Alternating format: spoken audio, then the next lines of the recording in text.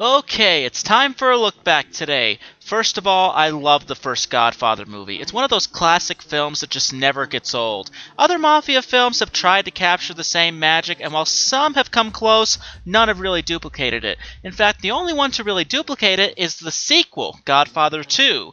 When I heard they were making a game based on the movie, I was really worried. How could they possibly turn this into a game? The story of the game follows the film very well. You play an unnamed character who happens to come across major events that took place in the movie. Also, throughout the game, they also throw in scenes and events that never took place in the movie in order to add more to the gameplay and missions.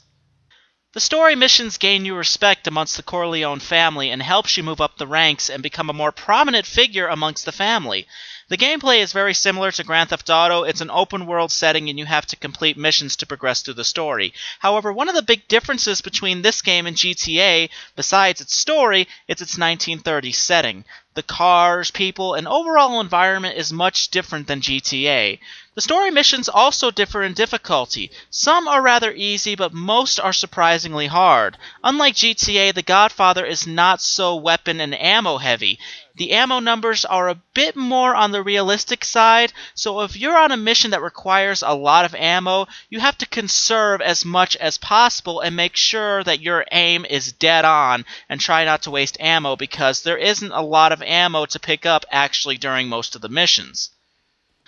The cover in the game is also a bit more realistic. You can't actually shoot through the walls, but you and your enemies can shoot through boxes and other items throughout the game, which means the cover is not as reliable, and the only real cover that you can hide behind without worrying about getting hit are the walls. Some missions can be frustrating when it comes to the amount of ammo you have and how many enemies you face. For instance, the hospital mission can be a bit frustrating, but nothing is really too bad. The game also features a lot more stealth missions, for instance missions where you have to keep hidden and not be seen. The open world seems to be much more balanced than any of the GTA games that were out at the time. You're allowed to go into a lot more buildings, and one of the main missions in the open world is to extort businesses. You go around the city looking for businesses that you can extort, and this is how you gain money on a regular basis in the game, besides doing the story missions. Some businesses are being run by rival families, so when you're trying to take over that business, you have to take out the guards from those families that are standing outside of those businesses. However, they won't attack you unless you talk to the owner of the business. Taking over a business will differ in difficulty. Some businesses in the game are not even being run by rival families, so all you have to really do is ask the owner, and most of the time they'll say yes. However, there are a lot of moments where the owner will say no, and you have to destroy things in the bakery or shop to get them to say yes. Some businesses are really hard to take over because the guards will come in insane numbers sometimes, and if you don't have enough ammo, you're really screwed. The fighting in the game is very well done. You have a variety of things that you can do. You can just plain punch a person repeatedly. You can also grab a hold of them and then punch them. You can also do simple things like strangle them. When you strangle them, most of the time they won't fight back. However, it's really only an offense that you can use if you're one-on-one. They also get to the point where they go down to their knees and you can punch and kick them from there, or you can lift them back up and keep it a stand-up fight.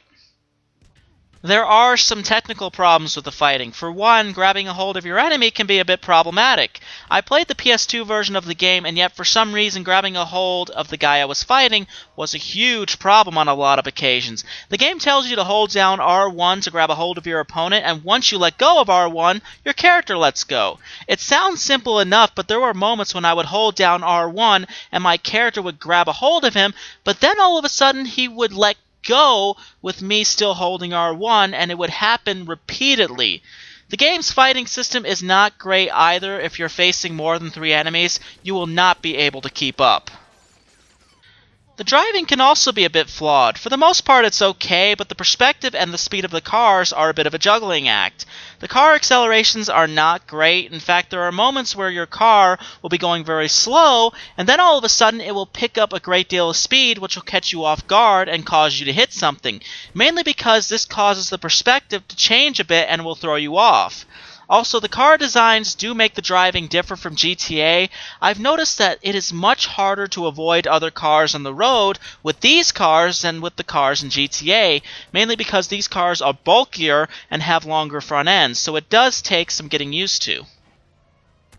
However, the most unforgivable flaw is the shooting in the game. The game has what appears to be a simple aiming system, which is similar to the GTA aiming system where your character automatically aims at the closest character to him when you hit the aim button. However, depending on how far you are from the character, you may or may not hit your enemy with the bullets. This is a serious problem because there are moments throughout the game where you are clearly aiming at your enemy, but if you're just a little bit too far, you can shoot, and you will not kill the guy that you're aiming at. The system is also a bit flawed when you're close up, but it's far less severe. Graphically, the game holds up very well. I'm very surprised in how well this still looks. The characters from the film are recreated for the game beautifully, and they look exactly like the real-life actors. The voice acting is also perfect. Not only did they manage to get a lot of the main cast, but for those who they couldn't get, they managed to find some great voice actors to fill in. The city also looks great. It's well-sized, and the detail that they managed to put on it for the PS2 is really cool. The cars look great. It's just a really nice-looking game that has aged very well so far. So overall, despite some flaws with the combat and driving, the game holds up very well with both its story and visual appearance. The open world is also very fun and lively. It's one of those games where even though there are flaws, we still find ourselves going back to it just to watch the stories and experience the open world environment. Well everyone, that's it for now. Thank you so much for listening, and I will see you next time. Io ho capito che non sei contento più con la famiglia Corleone.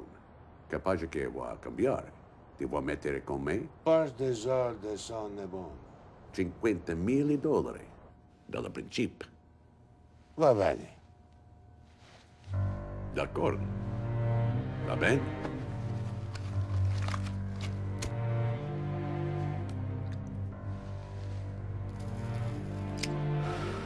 Grazie.